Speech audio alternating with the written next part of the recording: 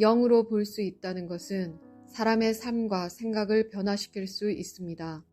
영적인 통찰력은 당신을 하나님께 더 가까이 이끄는 깊은 영역입니다.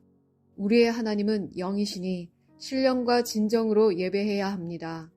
영으로 볼 수 없으면 우리는 적의 표적이 됩니다. 우리는 영의 것을 이해할 수 있는 영적 시각이 필요합니다. 영으로 볼 수 있는 사람들은 하나님의 마음을 이해하고 기도하는 사람들입니다.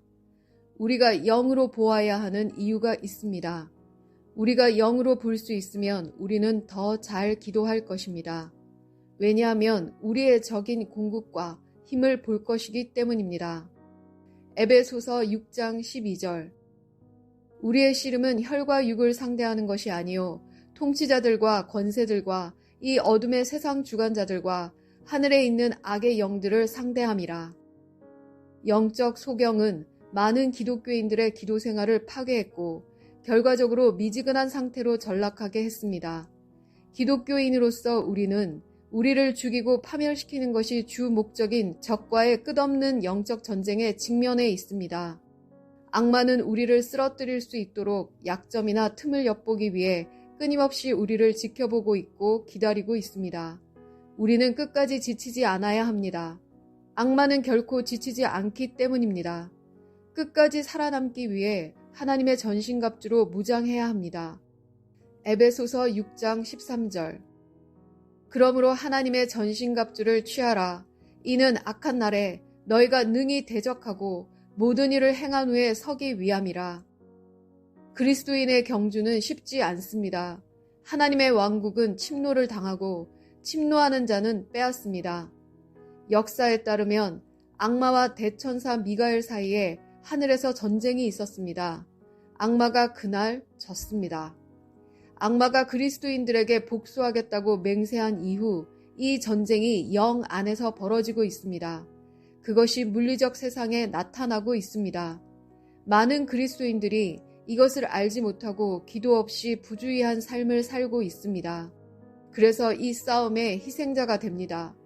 악마는 끊임없이 그리스도인들의 삶을 비참하게 만들고 믿음의 행보를 좌절시키고 하나님을 부인하게 만들려고 합니다. 적에 의한 끊임없는 전쟁으로 인해 많은 그리스도인이 이미 내적으로 상처를 입었습니다. 많은 사람들이 포기하려고 하고 일부는 포기했습니다. 싸움은 우리의 것입니다. 그리스도께서 우리에게 승리를 주셨습니다. 무엇보다도 우리는 서로 도와야 하며 기도를 멈추지 말아야 합니다. 고린도후서 10장 4절 우리의 싸우는 무기는 육신에 속한 것이 아니요 오직 어떤 견고한 진도 무너뜨리는 하나님의 능력이라. 싸움은 영적입니다. 우리는 이기기 위해 영적이어야 합니다. 삶의 전쟁에서 승리할 수 있도록 영으로 볼 수 있어야 합니다. 그것이 어디에서 어떻게 진행되고 있는지 알지 못하는 전쟁에서는 이길 수 없습니다.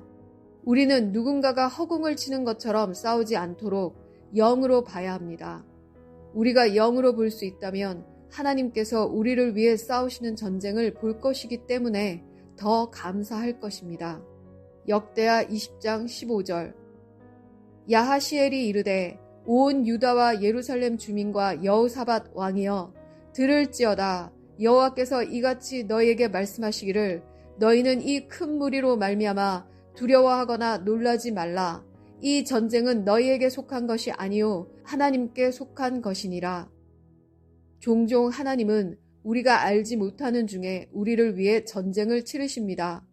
대부분의 경우 우리가 하나님께 감사해야 할 때임에도 불구하고 주변에서 보이는 몇 가지 일에 대해 하나님을 비난하기까지 합니다. 영으로 보지 못하는 것으로 인해 우리가 하나님 앞에서 감사하지 않게 됩니다.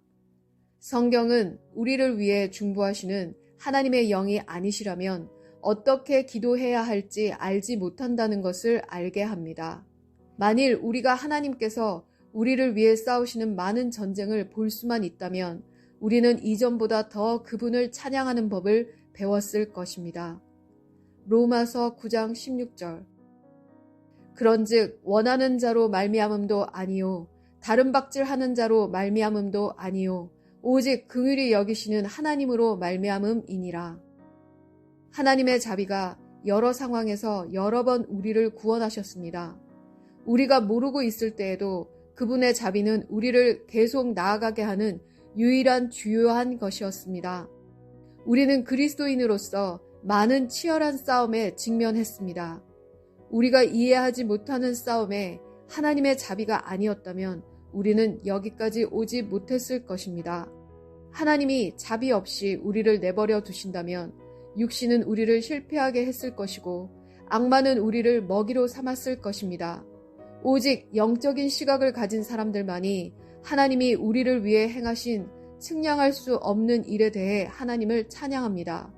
왕의 많은 군대가 예언자 엘리야와 그의 종을 포위했고 그의 종은 군대로 인해 겁에 질렸습니다. 그는 안으로 달려가 주인을 끌고 갔고 그는 두려움으로 거의 죽어가고 있었습니다.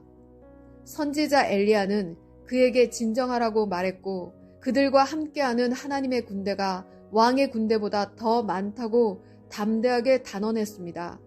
여러 경우에 하나님은 이스라엘 자손을 위해 여러 번의 전투에서 승리하셨고 오늘날까지 그분의 백성들인 우리를 위해 여전히 승리하고 계십니다.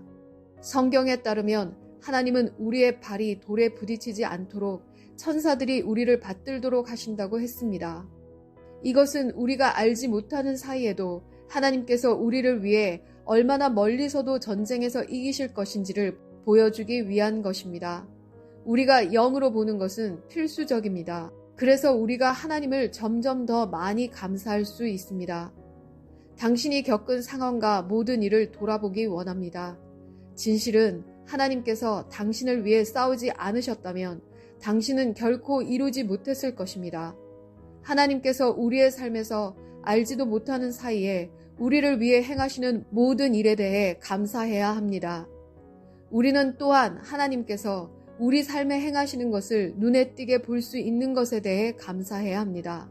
언젠가 우리가 천국에 갔을 때 하나님께서 우리를 얼마나 적극적으로 보호하셨는지, 우리의 전쟁에서 얼마나 적극적으로 싸우셨는지, 삶의 폭풍 속에서 우리를 얼마나 적극적으로 인도하셨는지를 우리가 마침내 보게 될 것이라고 믿습니다. 하나님이 그분의 자녀들을 얼마나 깊이 돌보시는지 마침내 깨닫게 될 것입니다. 그래서 지금 우리가 아직 이 지구에 있는 동안 우리는 하나님이 우리를 위해 하시는 모든 일에 대해 감사해야 합니다. 당신의 집에서 직장까지 안전하게 운전한 것조차 축복임을 알고 있습니까? 그러나 그 여정 동안 하나님께서 우리를 무엇으로부터 보호해 주셨는지 알지 못하는 것을 당연하게 여길 때가 많습니다. 하나님께 감사하는 영을 갖도록 격려합니다. 왜냐하면 불행히도 신자로서 우리는 우리 삶에서 눈에 띄게 볼 수 있는 것들에 대해서만 하나님을 생각하도록 제한하기 때문입니다.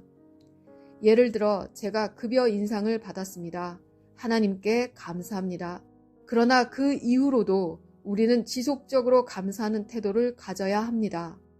시편 100편 4절 감사함으로 그의 문에 들어가며 찬송함으로 그의 궁정에 들어가서 그에게 감사하며 그의 이름을 송축할지어다.